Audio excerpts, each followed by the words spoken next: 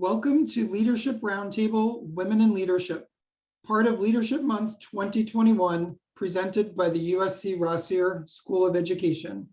Please join me in welcoming the moderator for today's session, Dr. Maria Ott, Professor of Clinical Education at the USC Rossier School of Education.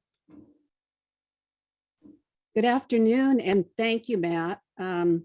I'll also mention that I was a superintendent before joining the faculty at USC Rossier. And in addition to my faculty role in the OCL and EDL doctoral programs, I am the lead faculty for the USC Rossier Urban Superintendents Academy. In this role, I interact with many great leaders, and leadership is my passion. And today it is my pleasure to introduce three amazing leaders, three amazing Trojans, and all carry the title of doctor from USC Rossier.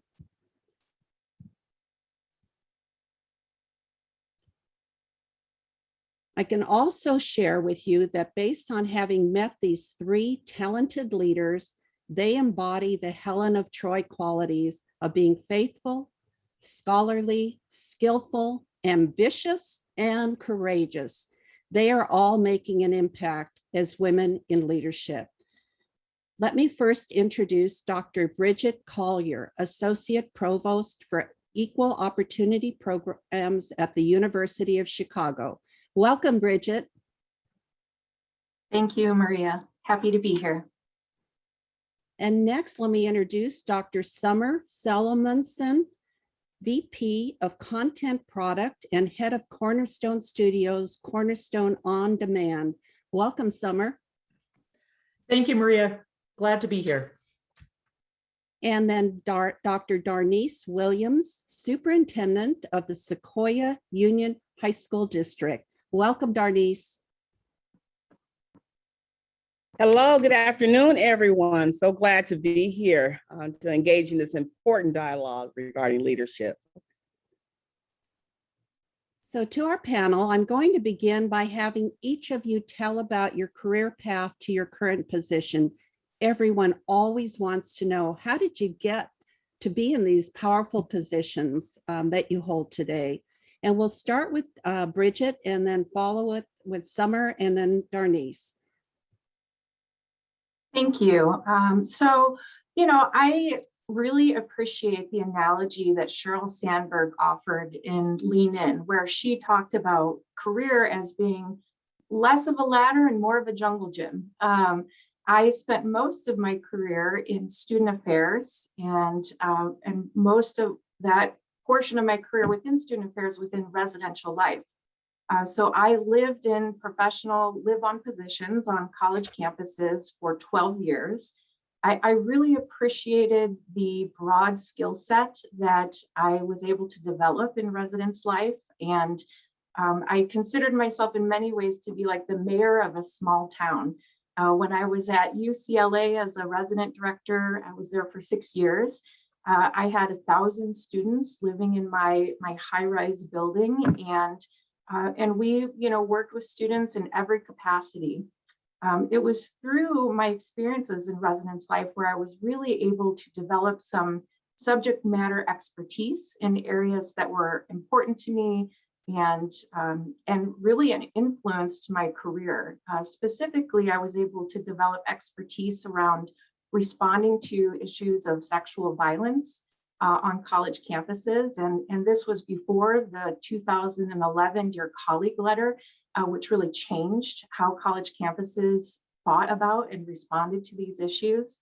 And so that expertise, I think, really influenced my career path. And I leaned into learning about that really complex issue and working on a really challenging issue that it of course, is continuing today to be one of the most pressing issues in higher education. I got married along the way, which also influenced my career path. And I listened to feedback from others in terms of where they saw my strengths and my skill set. And that really led to my current position as the Associate Provost. And so I oversee equal opportunity programs at the University of Chicago. Specifically, I'm the Title IX coordinator for the university, the affirmative action officer, and the ADA 504 coordinator. And I think that really reflects the path that I took and where I am now, where I have the chance to grow in new areas and utilize my strengths and skills that I developed. Thank you, Bridget. What an impressive role that you hold, and thank you for sharing your pathway. Now I'm going to go to Summer, and if you could share your journey and how you got to where you are today. Gladly, Maria. And thank you everyone who's joining today. I can tell you I have taken a very, very winding road to get to where I am. I started my career as a high school English and Spanish teacher because that is all I ever wanted to do. When I was in 7th grade, I was the kid asking teachers for copies of their lesson plans so that I could build a binder and take it with me to college so I would be so ready when it was time to teach. And I did that for a few years and realized, holy moly, this is hard and awesome and amazing. And there's like a million other things I also want to figure out how to do. So I have seen career growth as new challenging opportunities. That's the hallmark of my career. I leveraged what I learned in high school and college and even middle school teaching into copywriting and freelance writing and retail management. For all of you who've worked in retail, you know there's nothing quite so serious as things that don't really matter in our lives, but running retail. And then I moved into healthcare and started doing training in organizations and learned through those years how to consult and identify challenges and help college grads bridge that gap from everything we learn in higher ed to going to a workplace that isn't really prepared or ready or have the requisite content or training to get them upskilled quickly. I have seen my career as one in which I want to learn more and build more tools and gain more knowledge. That's what I've seen.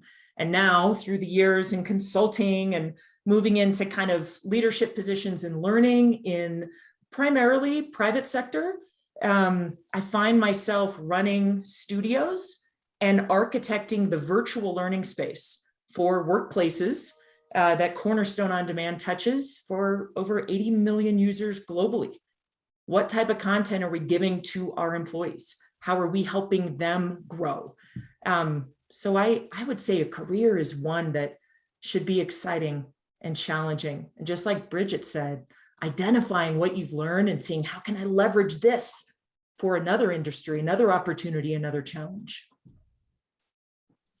Summer, what I love is that you took your leadership from back in the classroom and you bridged into so many different opportunities. I hope all the women who are in our audience are listening carefully to the possibilities that they may not see in their futures. And now it's my pleasure to turn it over to Darnise, who is superintendent, and you're new in this role, Darnise. So tell us how you got there. So I got there by embracing two things and two forces that I think are very common, yet underrated in the human spirit, and that is gratitude and altitude. I started out and I'm going to say my career journey as early as in preschool. I thought being a teacher was one of the most phenomenal things that a person can be. I always wanted to be a teacher, and I tell this story over and over again, and each time I think about the impact, and I think about how high the altitude, because there's a responsibility to continue to go higher. I was fortunate enough to have a grandmother who wanted to be a teacher. And she worked for the school district as a custodian. She would collect over the summer. She would get books and resources and bring them home, and she would teach, and she would do it well.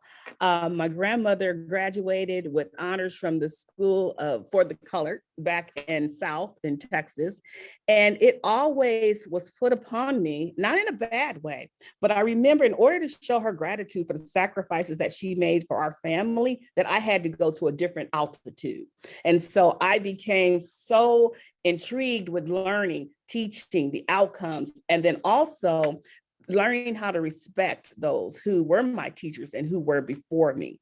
And so I got there the traditional path with energy. I started as an English teacher, high school English teacher, yay. And I went on and I moved up and became coordinator and became more interested in understanding how can I reach greater heights as mentors spoke into my life.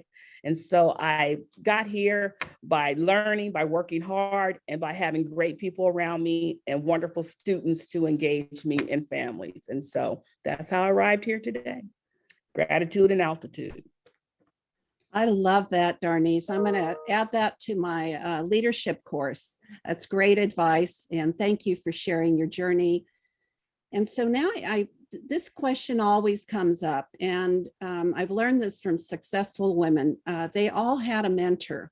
So I'm going to ask Bridget and then Darnise, how have you engaged and leveraged mentors in your professional journey? And what advice do you have for our audience about seeking mentorship? Bridget, we'll start with you. Such a great question. And I really attribute where I am today to those who mentored me along the way. They had such an influence on my life and my decision-making. I'm really thinking about like two paths of mentorship right now. One is peer mentorship. And specifically in my life, I've had a colleague, she's actually a Trojan, Dr. Marisa Herrera. She's also a 2009 graduate of Rossier. We have been colleagues and now friends, of course, for over 20 years. We met in graduate school. We followed each other a little bit along the way in our careers.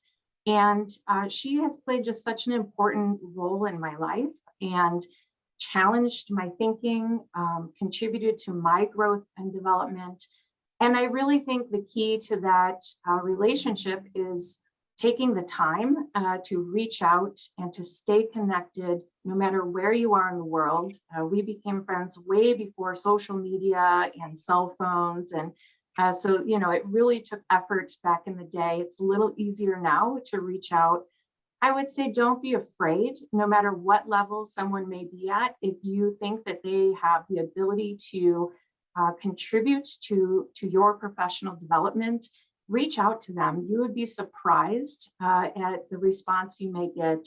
And you know, beyond the peer mentorship and the relationship that developed, I've had mentors who, you know, were at the highest levels of their career, and I just intentionally reached out, tried to focus on building that relationship, and it takes time.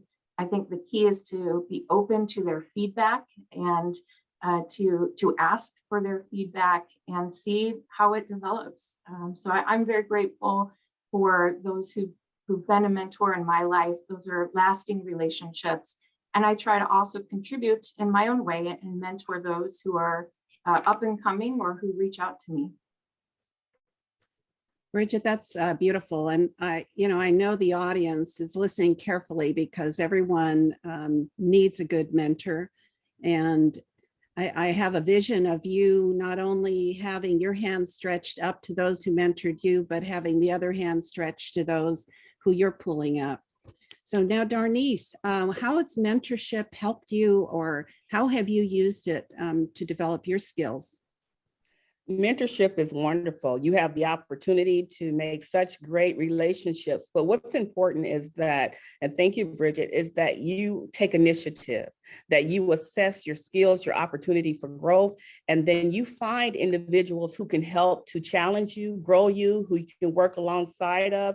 But most importantly, those who are going to affirm you and pull your coattail, as my grandmother would say, and hold you accountable to a greater end in terms of your commitment to others, your commitment to the work. I have been very fortunate to have mentors from all industries, and don't limit yourself.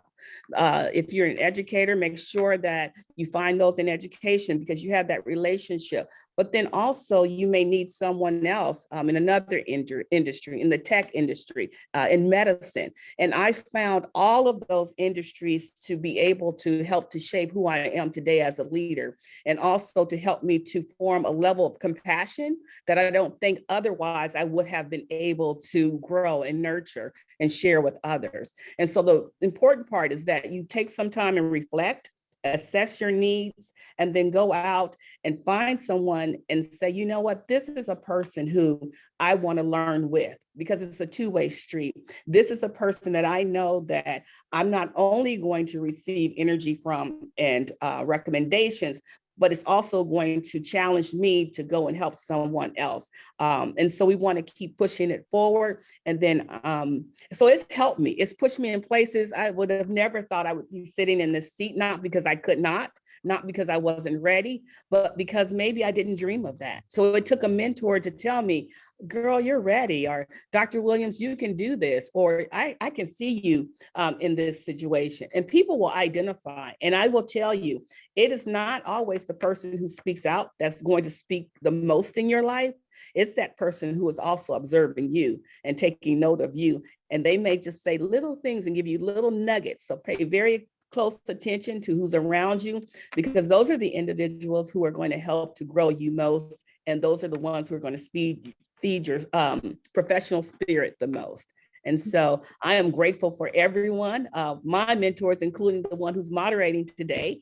It has just been a thrill. So I just encourage you all to get someone you feel comfortable with, get someone that you can share the good times, the high times, and also those low times, so they can continue to make you rise and help you rise and know that you are resilient and you can continue to move forward.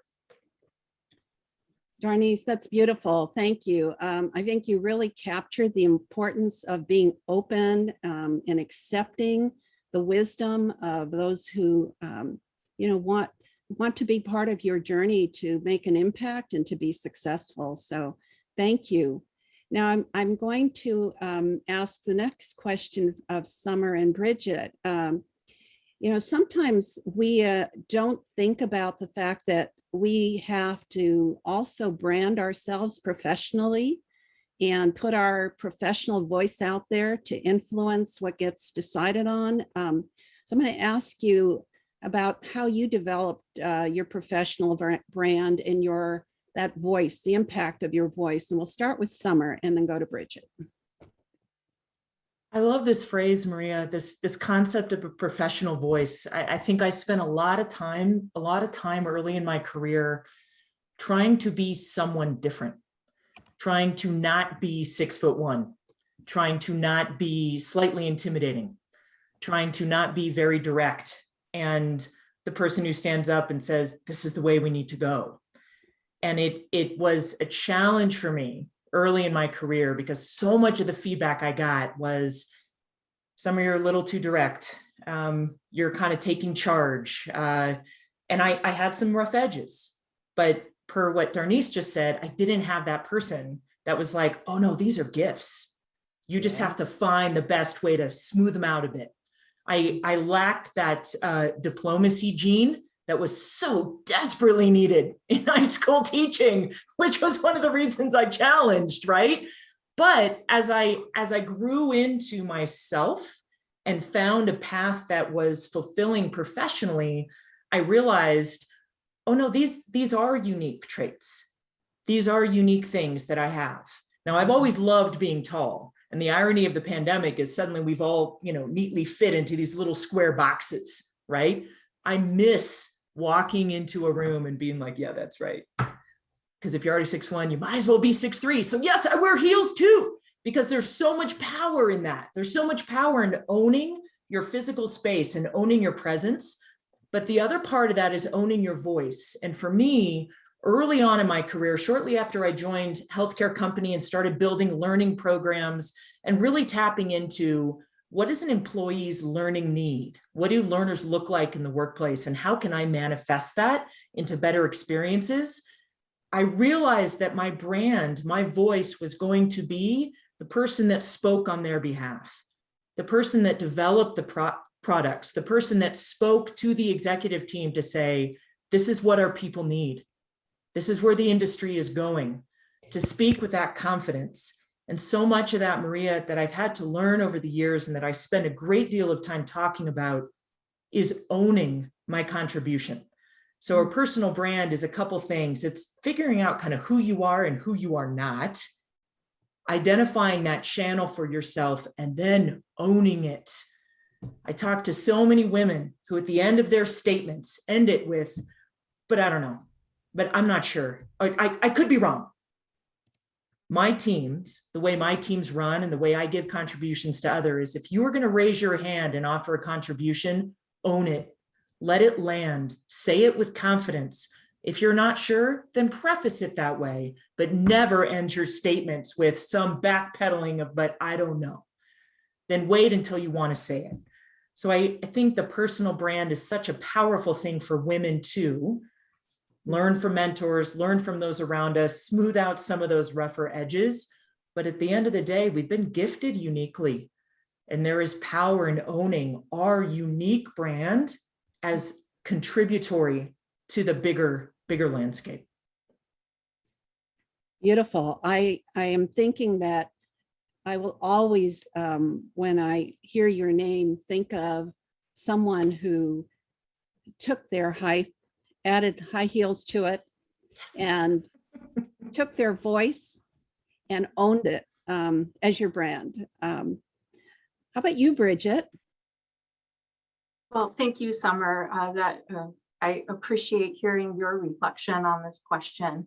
It's an interesting question. You know, when I think about developing a brand, my advice would be to really, one, be true to yourself and your authentic self. As Summer's, talking about, we each have our own unique gifts. You want to be comfortable with who you are as a leader and who you develop into. I recently had a professional coach who posed these two questions that I thought, that I think are responsive to this question. And he asked me, what do you want to be known for as a leader, and who do you want to be known as? And I thought so much about those questions, and I realized that I had been reacting to how I was perceived as a leader. I'm known as an empathetic leader. And I often interpreted that to mean that I wasn't a good leader because it wasn't a hard skill that I was known for. It was my soft skills, which, I really spent a lot of time like unpacking that. And I finally landed on, wow, as Summer was saying, that is my unique gift. That is something that is true to myself and that I have actually leveraged throughout my career, sometimes not even knowing that. And so now I actually focus on that, and I focus on building that as part of my brand. It helps me in terms of my voice to feel more confident in who I am, because I'm really trying to think about my own kind of state of being as a leader and to build on that. I think really dig in, find the area that you want to be a subject matter expert in. I hope that it's something that you feel passionate about, that will contribute to your gifts to the world, and really dig in. And it's hard to find a voice sometimes and to feel like you have a platform. It takes time. It takes building relationships and networks, and eventually you find yourself there. I feel like in many ways I've achieved something that for so long I wanted to be a leader in this way, and it just takes time and intention and putting yourself in the place of most potential. And that will, I think, will help you in terms of developing your brand and your voice. Bridget, I think that the people who have the honor and privilege of working with you must value your brand and your value for relationships, and that sense of nurture that you bring. Sometimes they say women are nurturers. That doesn't mean you're not strong. And what I loved was you really communicating your strength, but also valuing your unique skill set. Beautiful. Thank you. I'm going to now go to an area that we often hear people ask about. That's how do you deal with adversity? I think women want to understand that. And probably the first time you deal with really big adversity, yeah, that's when you pray that you have a mentor, right? So I'm going to ask Darnise and Summer if you could share an example of a time you faced adversity and how you handled the situation. What did you learn? And the takeaway, did it make you stronger at the end? And we'll start with Darnise and then move to Summer. Wow, and this is one of those topics that is near and dear to all of us, because what we do understand is at some point in your career, you're going to have some level of adversity. And the first thing I'm going to start backwards is to remember that adversity is not, it is only an experience, it's not final. So it's going to be transformative. I can think most recently I experienced some level of adversity, and I can tell you that it felt as if I were hit by a truck. And the reason that it felt that way is because in your mind, you think, oh my gracious, what could I have done differently? Oh my gosh, this is totally the end. But what you find out is in conversation with yourself and others and a mentor, you understand that if there is a quote, you guys may know, that man never made any material as resilient as the human spirit. And so what I've learned in the process is you have to reflect, you have to take responsibility. And taking responsibility is very important, because what you can sometimes do is totally shut down, or you can look outward and blame others. But when you take that time and go through the process of reflecting and say, maybe I should have done something differently, and you do this walk with someone else as an accountability partner, and then you understand that you have to stop beating yourself up, because we're human, we're going to make errors, we're going to have adversity. And the main thing is that, and it's close to what Summer just mentioned, is remember that you have gifts that are unique to you. And those gifts are something that are uniquely designed to you, to your style of leading, to teaching in any arena. And those gifts cannot be taken away from you. And so what I have to learn, and what I've learned in over 25 years, is that you own it, you quickly move to resolve it, and then you quickly start to reimagine your skill set and regrow and define your skill set. And those are the things that are going to keep you sound. Those are the things, the steps and strategies that are going to help you to continue to embrace yourself, to forgive yourself, and show yourself a level of grace that others may not be willing or even recognize that you deserve. And so continue to know adversity is part of who we are, particularly in the role in education, but also know that we are resilient. And I know we overuse that metaphor about the rubber band, and some argue that's not a good one, and some argue that it is. But I will say it's going to stretch you to no end, and it's your choice in terms of if you snap, if you continue to stretch yourself, or if you just dry out and say, I give up, or if you continue to say, you know what, I have so much more to give to this world, to this career, whatever it is. And so then you continue to grow and you continue to give. And remember, it is always about gratitude in everything that we do.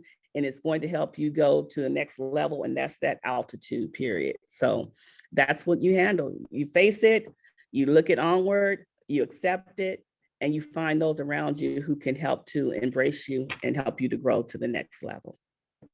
Thank you. Thank you, Darnise. I love the fact that you said, give yourself grace, because when you go through it, no one else may give you grace, but if you can at least find that place in yourself to keep moving forward, right? And if you haven't experienced adversity, I always say you don't know for sure if you're a leader until you have navigated through adversity. So thank you for great insights. And Summer, how about you? So Maria, my first job ever was as a lifeguard. I grew up in Downey, California, and I was a swimmer, competitive swimmer from the time I was 4. So it was natural that I'd be a guard. I was 14. I got my first job. And the first thing they teach you as a lifeguard is survey the scene, right? You jump in the water, someone's calling out, someone's tripped, whatever, you survey the scene. You look around, you take stock. Who's there? Who's hurt? What's happening? I see adversity that way. I think it comes in all shapes and sizes. I think sometimes you'll be halfway in a conversation you don't even realize is going to be your biggest adversity. And then all of a sudden you're like, son of a gun, how did that happen? I walked right into that one. What I've learned over the years and what I wish I could have told a younger Summer is get used to it. It is part of growth. It is part of profoundly important leadership. But second, I fundamentally believe that most people have an opportunity to think differently and improve. And it's never over. It's never done. One hard exchange, one stupid comment, one back and forth that's volatile or whatever. It's not the end. It doesn't have to be. Survey the scene. There are people you will meet in your career that you're not going to change their mind. You're not going to change their mind with words. You're not going to change their mind with actions. You might know them 20 years and they are dug in like granite. They are not worth your time. Darnise has been referencing her grandmother, so I will reference my dad. My dad would say, do not give them your pearls, Summer. It's pearls before swine. Don't give them your pearls. Don't worry about it. Just agree to disagree and walk away. Not every fight has to be your fight.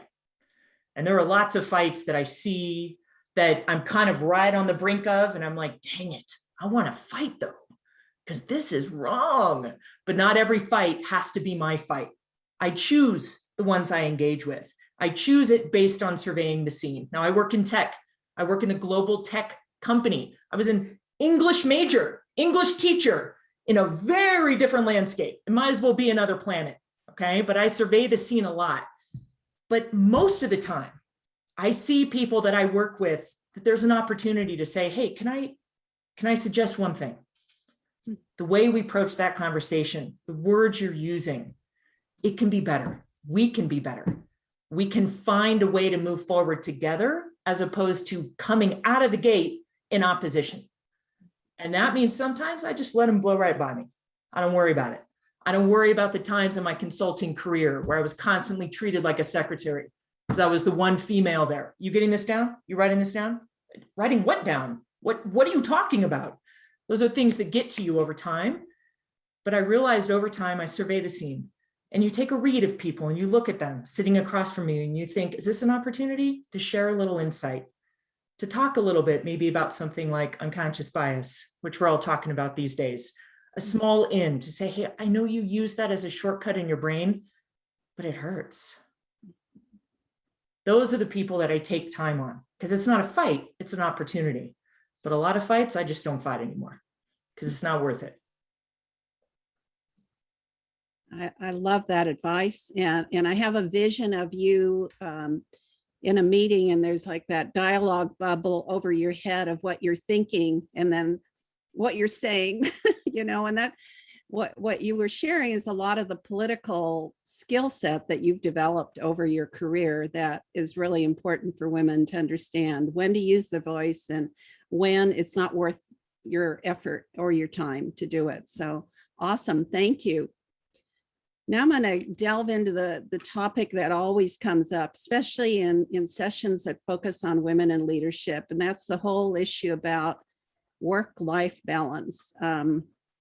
I want to ask, you know, does it really exist?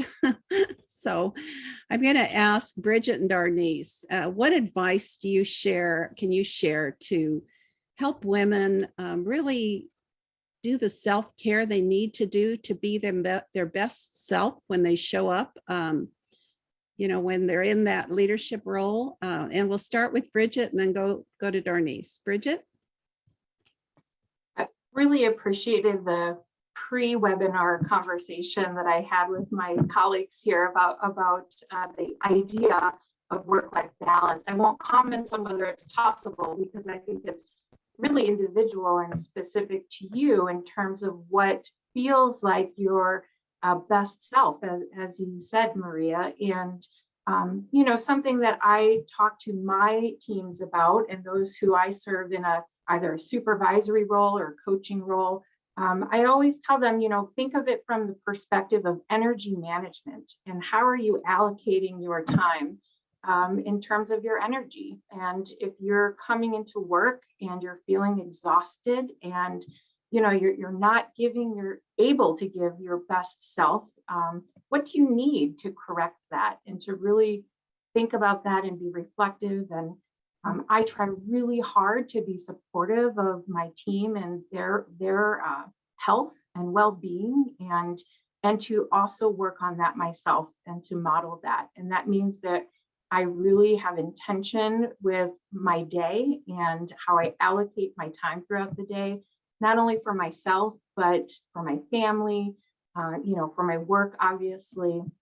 I usually will slip in the airline model, which is always put on your own oxygen mask before you help others. Otherwise, you won't be there long enough to really provide them the help they need. My husband worked for United, so that's where I really became attached to that analogy. So, you know, it's really different throughout phases of life. It was, for me, much easier before I was a mom and before I reached a certain level in my career to take care of myself and to feel that sense of balance. It's a much more active, you know, intention that I have now. And you know, I feel much more confident now than I think I ever have in my life to be an advocate for myself, to ask for help when I need help, whether it's from my provost who I report to, and you know, and being really transparent about my needs so that I can sustain as a leader, and asking for help from my family and my support systems. I think it's really important to know how to seek help, to find the resources that will support you, and to do basic things like sleep, eat well, exercise, and watch a little TV when you have a free minute. So I look forward to hearing Darnise's thoughts on this because it is such a difficult topic. Yeah. Work and life balance is a challenge. And that's something we all struggle with. And we have to confront it in one way or the other. Your body is going to give you signs and say, hello, hello, or else your body is going to shut down. What's most interesting is recently within the pandemic, I think we all have revisited the need for self-care, emotional care, physical care, because we cannot continue to move forward and support others and be a good model for others until we deal with some of the trauma that we've dealt with over the past year and a half. And then also the demands that are upon us until we have given ourselves some rest. And so the way that you deal with it is that you set out intentions. And thank you, Bridget, for raising that point, is you have to set out daily intentions and also give yourself, again, a level of grace if you don't meet those intentions for that day. We tend to put so much on ourselves that it's impossible for us to complete it in just one frame of time. And so what I've had to do personally is to start to think about what is most important. And what is most important for me is my daughter, is my family, is my health, is my spiritual relationship. And if I don't have those things in order, then I do not exist. I may breathe and I may be alive, but I do not exist and I do not thrive. And so having, again, a focus on what you want to accomplish, with realistic goals, and it's okay to push yourself. But when you get those signals from family, when your children, when they're saying, Mom, Dad, Grandma, I need your attention, we have to listen to those signals. When your body is saying, I'm exhausted, I can't go any longer, I just need to recharge, we have to listen. And so you refuel, you recharge, and then you also find some way to reflect and say, how might I do more with less energy, And how might I give myself more of that energy so that I can be well, so that I can provide the same kind of support for others. And so finding that balance is difficult, but it is a necessity. Darnise, thank you. You spoke, I think everyone in the audience heard you. I mean, it clearly came from deep inside and was very, very much a reflection of your personal value system. So thank you. I am going to, I'm looking at our time, and I'm going to ask just a question to kind of wrap up this portion of it, and then we'll take questions from the audience. So I'm going to ask each of you for words of wisdom that you have to inspire the next generation of women leaders who are just starting out their professional careers. What words of advice, wisdom do you have for them?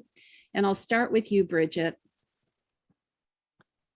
Well, I think my best advice and words of wisdom would first and foremost be to take your time.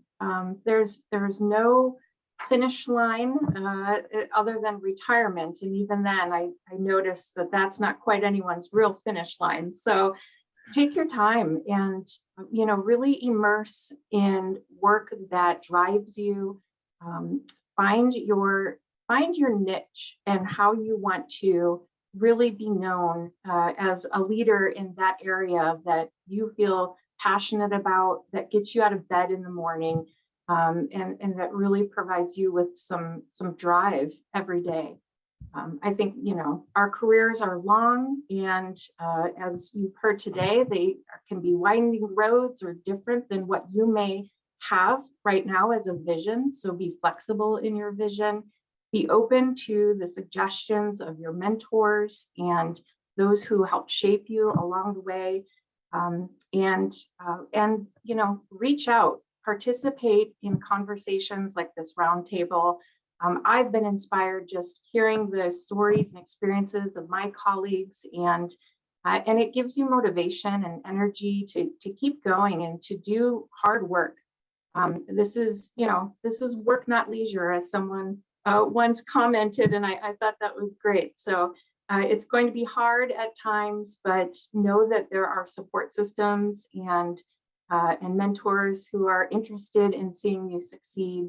And I welcome all of you to reach out to me on LinkedIn. I saw Summer offer that as well. So I wish you all the best and look forward to your questions.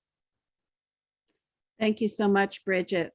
Powerful words of wisdom for our next generation of leaders. Darnise. This is a wonderful bridge to our conversation just around leadership, because I would invite you all to be bold in your approach and to be knowledgeable. Become just so entrenched in what you're interested in. If it's education, then you make sure that you find yourself studying and that you're having opportunities and spaces where you can practice and you can implement, and give yourself permission to celebrate your successes. If you journal, whatever it is that you do to track your progress and your growth, make sure that you take time to go back and to reflect, and then give yourself another goal as you begin to create goals for yourself professionally. The other thing is that in being bold, I want you to also be responsible. And being responsible is a metric that you can only determine by the feedback that you get, and then also by the responses. Because one thing about leadership is you don't want to be bold. And we say bold with caution, because you're bold, but then no one is following along or no one can relate. So I say that to be bold, meaning that I want you to be brilliant. I want you to seize opportunity. I want you to lead with integrity. And then I also want you to be determined. And as you're determined, you are determined to be the best that you can be.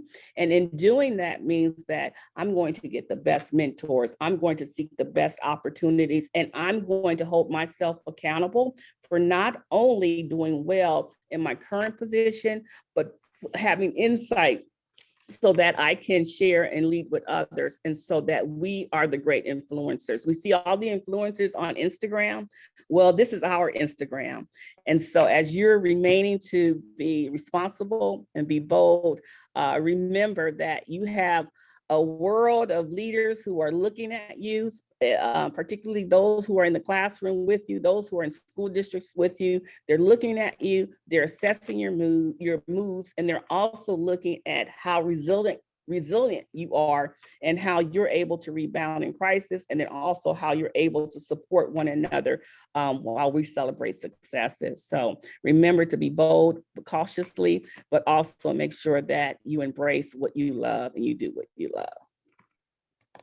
Thank you, Darnise. That was powerful, and it almost was like a call to step up to leadership to all the women who are in our audience. And I was very touched by that. Summer, could you add your advice, please?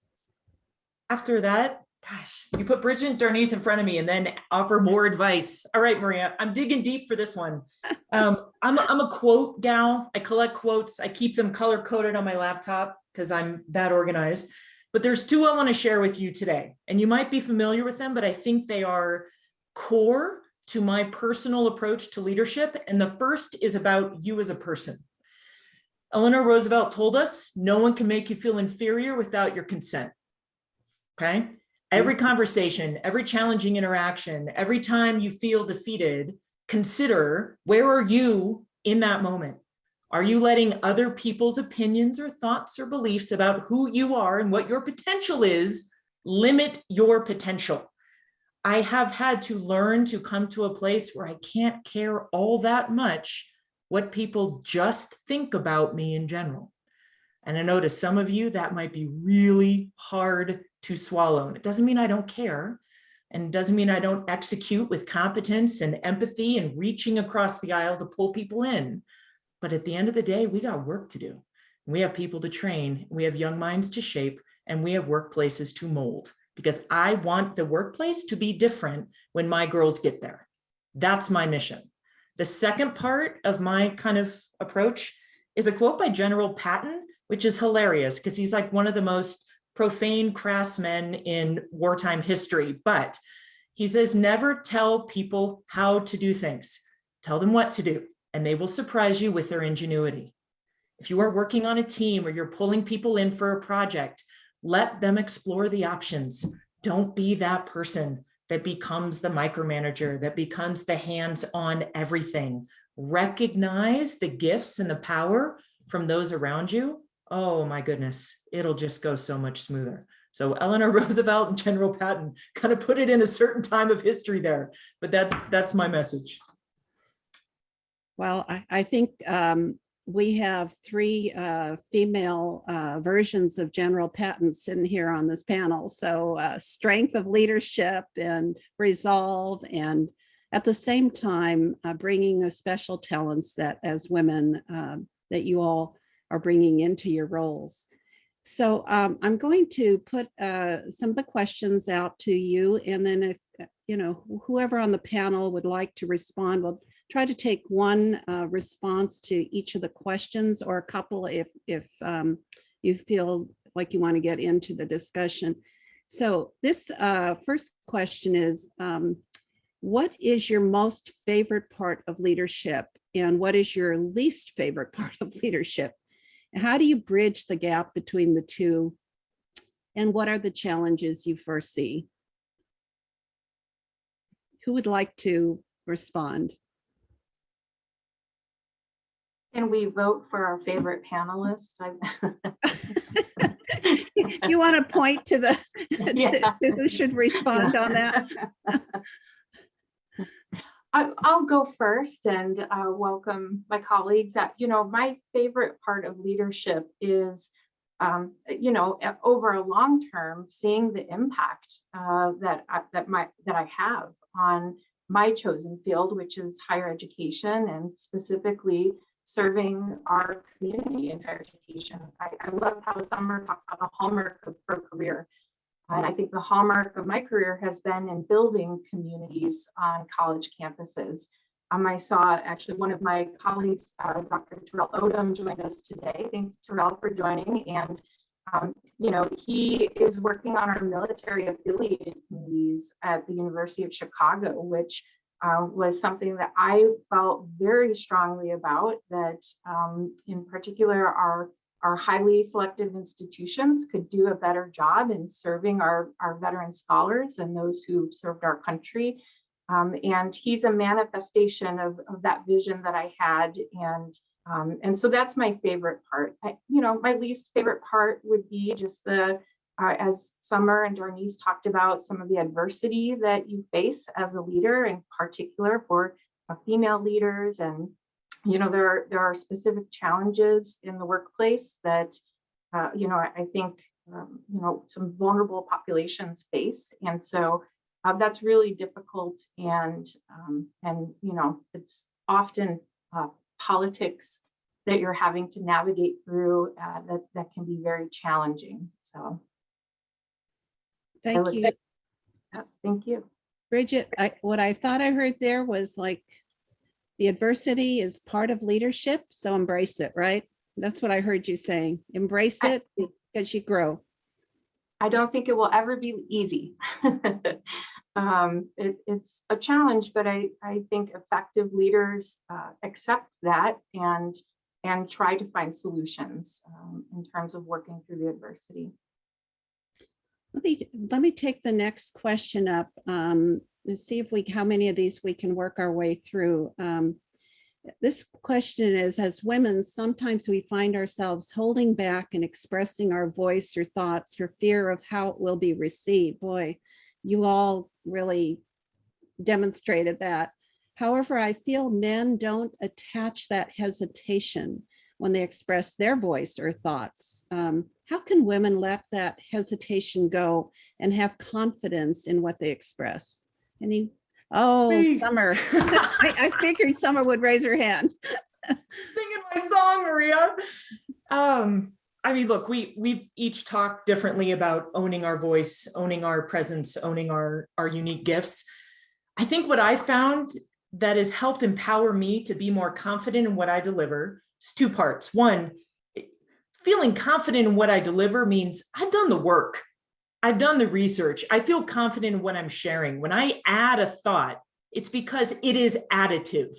I never want to be the person that's always like, oh, I have a final thought. That's basically going to be a summary of what all y'all said, but I'm ending it. Okay. I don't want to be that person.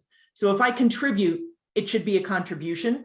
But the second piece, and this is so important as women, we forget this, be an ally to other women. So when you see your peers raise their hand and say a comment, say, oh, I like that idea, Michelle, or we should talk about Jody's idea more. Or doesn't that sound a lot like what Jared said earlier? Give it more voice, up-level it in tech terms.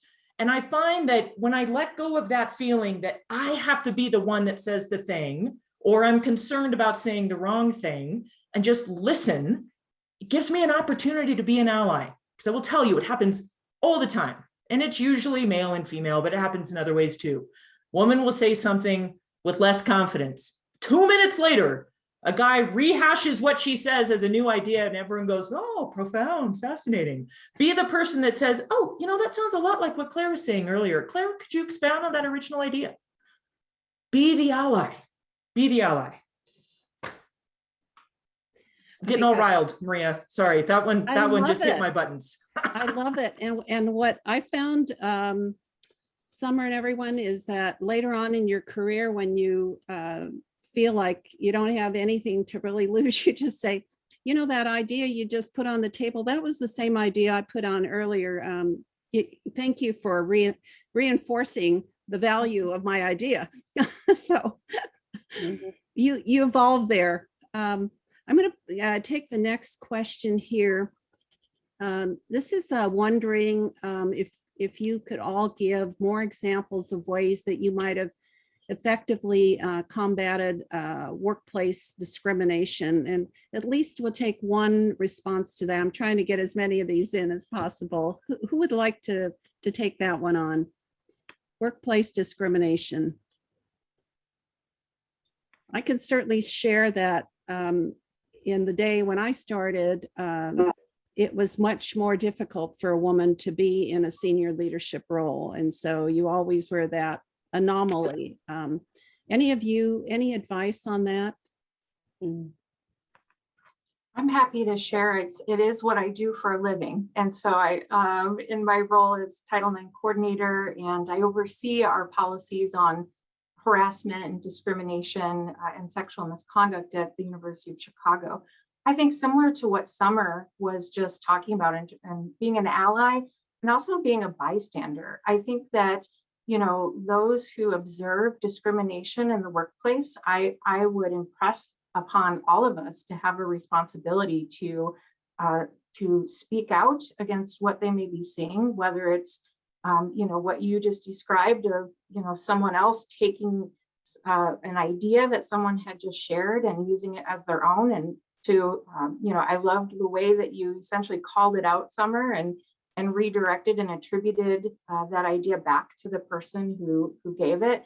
You know, that's a form of bystander intervention. And, you know, to report instances of discrimination and to bring it to the attention of the supervisor or the workplace. And there are policies in place to address these types of issues. And if there are not policies, then ask for there to be policies in the workplace. It should exist in every industry. And it's a very, this is a social issue that we need to continue to work together on, and that we have all of us have a responsibility for it as members of our own communities. Thank you so much, Bridget. There's a question here, which I know we talked about mentors, and this comes up because I think for some women, they're not quite sure how to go about, you know, finding that mentor. It's uncomfortable to, you know, ask someone, you know, would you be willing to take some of your precious time and invest it in me? Kind of any additional words of advice on that mentor question? I think it's one that encompasses the previous two questions. For example, we spoke about diversity or equity issues in leadership. And the one thing, I know the question was asked, what's your favorite? And the favorite is you're able to provide service to others and support. But the least favorite in this realm is that double standard that's for women, and particularly women of color, in terms of how you're supposed to respond to adversity, how you're supposed to respond to success, and then how you're supposed to carry yourself. And it goes back to what Summer mentioned as well. If you might be perceived as being too loud, then you're loud and no one can hear you. Or if you are too bold, then you're aggressive. And so we start to hear these terms, and then we start to question ourselves because there's a double standard, and there can be someone else, be it gender bias or any other bias, who can do the same thing and they don't have the same response. And so we have to be careful that we don't censor ourselves and censor our leadership style just to suit someone else or to make someone else comfortable, because that doesn't often happen in my experience for me as a woman, and particularly as a woman of color. So make sure that you're not allowing others to censor who you are and to marginalize your skills as a leader.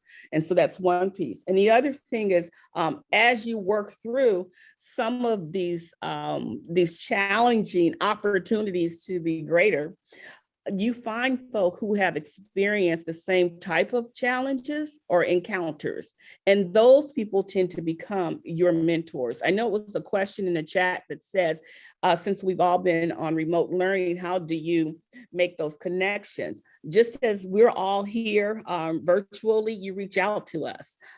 We can make recommendations. You can even ask us questions. You are able to contact us. But these are the kind of settings that you may very well be connected to a mentor.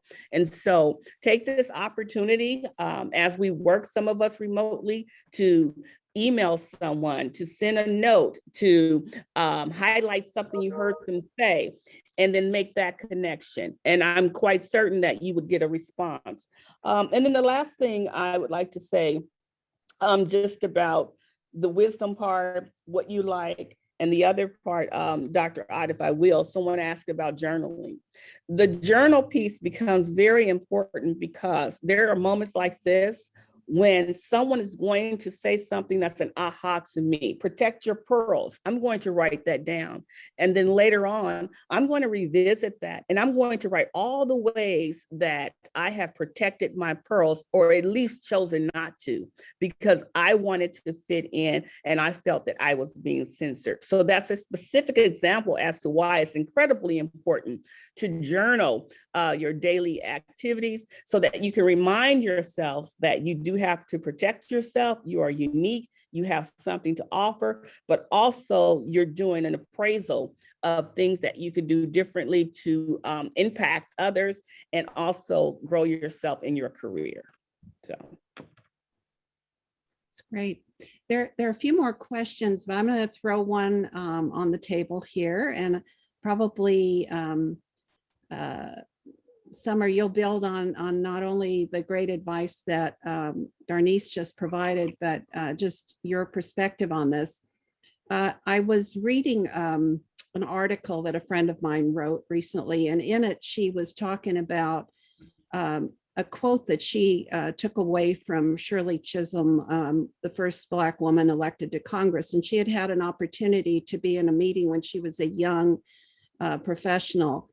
And it was, if they don't give you a seat at the table, bring a folding chair. And I was hoping that any of you respond, but I know Summer, you have something to share with the audience here. You know, I do. So this is where kind of my job comes into full focus here. So I work for Cornerstone OnDemand.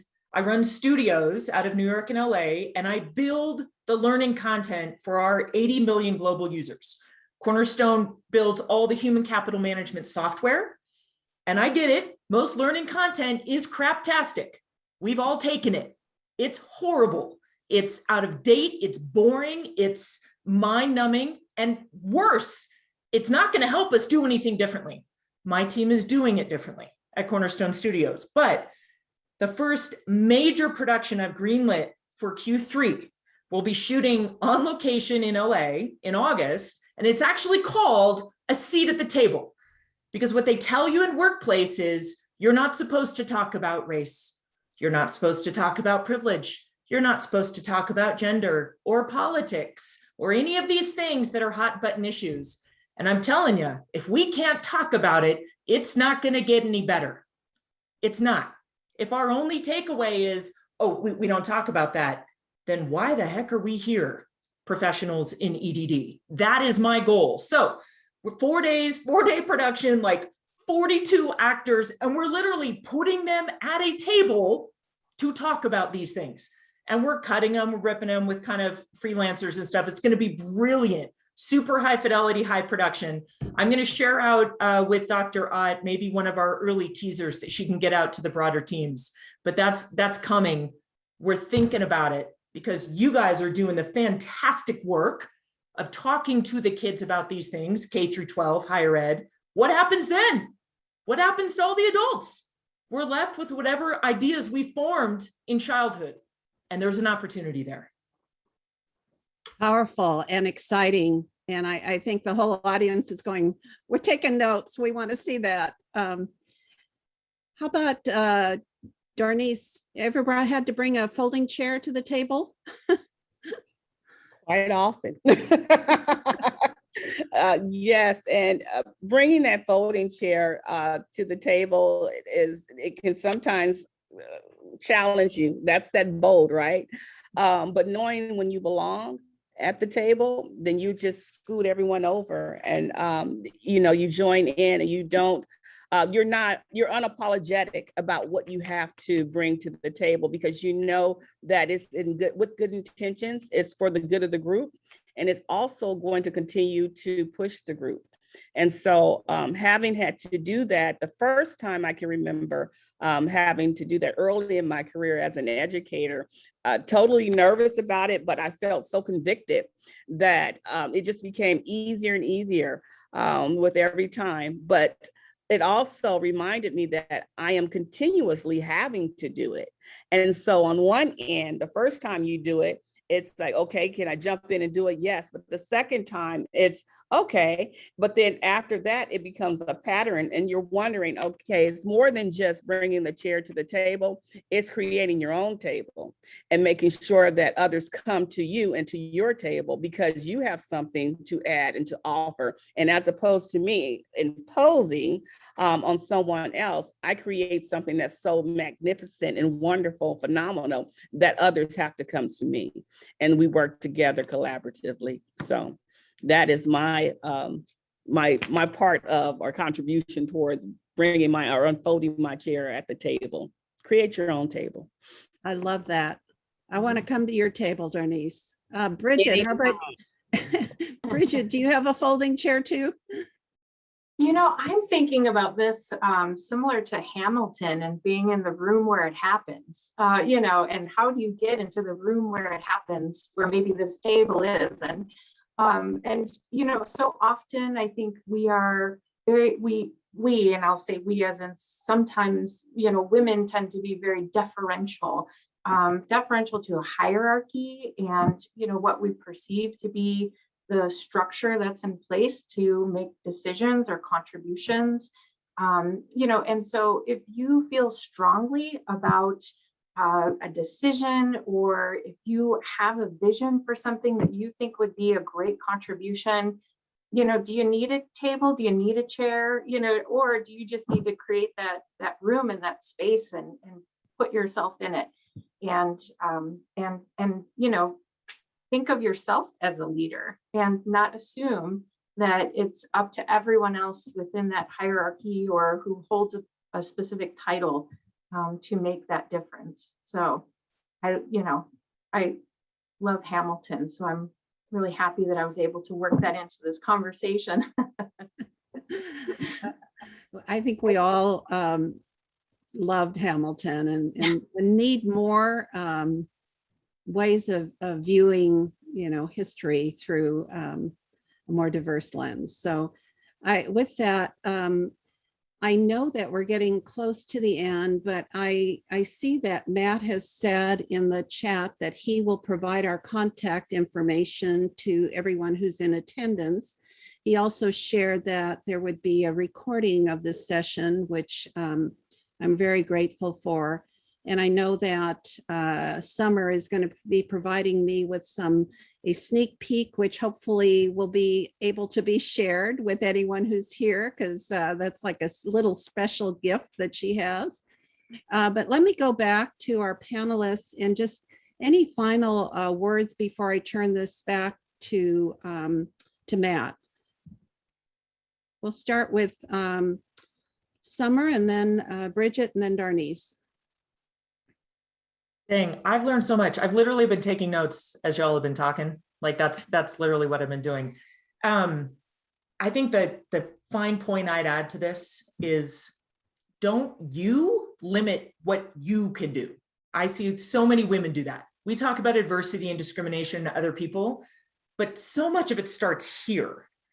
You make the decision that you will only ever achieve X, or that your career must look like X, Y, or Z. Stop it. Just stop it. It's 2021. Like when I graduated college, there was no such thing as a chief learning officer, which I became 15 years later. Okay, that wasn't a thing. Wasn't a thing. We weren't doing online learning.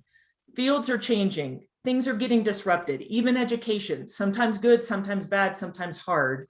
Don't put limits on yourself before you've gone out and road tested them or talked to people or said, hey, is this too blue sky? Or does this make sense for me? And surround yourself with people that know you and get you. I am the product of so many different mentors, men and women, but mostly, and I put this in the chat, seek out mentors that will challenge you.